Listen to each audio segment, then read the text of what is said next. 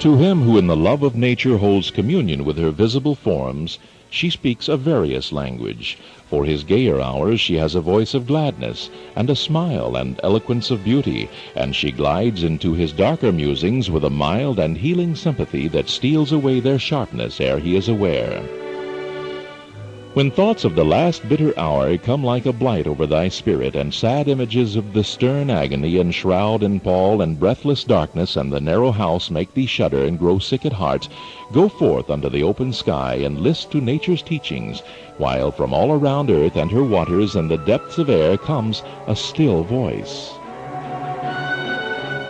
Yet a few days, and thee the all-beholding sun shall see no more in all his course, nor yet in the cold ground where thy pale form was laid with many tears, nor in the embrace of ocean shall exist thy image.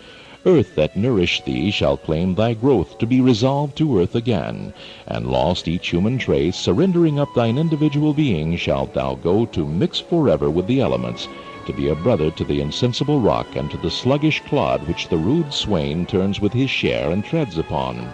The oak shall send his roots abroad and pierce thy mold.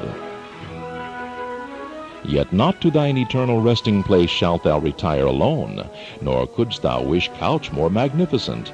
Thou shalt lie down with patriarchs of the infant world, with kings, the powerful of the earth, the wise, the good, fair forms, and hoary seers of ages past, all in one mighty sepulchre.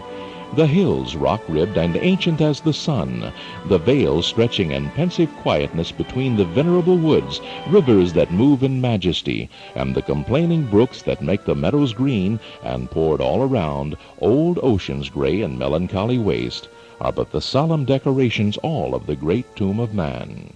The golden sun, the planets, all the infinite host of heaven are shining on the sad abodes of death through the still lapse of ages.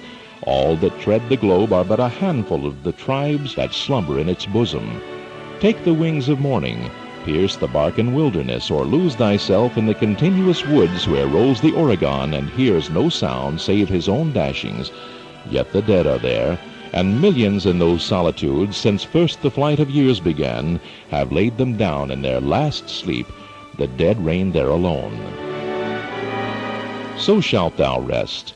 And what if thou withdraw in silence from the living, and no friend take note of thy departure? All that breathe will share thy destiny. The gay will laugh when thou art gone, the solemn brood of care plod on, and each one as before will chase his favorite phantom. Yet all these shall leave their mirth and their employments, and shall come and make their bed with thee. As the long train of ages glides away, the sons of men, the youth and life's fresh spring, and he who goes in the full strength of years, matron and maid, the speechless babe and the gray-headed man, shall one by one be gathered to thy side, by those who in their turn shall follow them. So live, that when thy summons comes to join the innumerable caravan which moves to that mysterious realm, where each shall take his chamber in the silent halls of death, thou go not, like the quarry slave at night, scourged to his dungeon, but sustained and soothed by an unfaltering trust, approach thy grave like one who wraps the drapery of his couch about him, and lies down to pleasant dreams.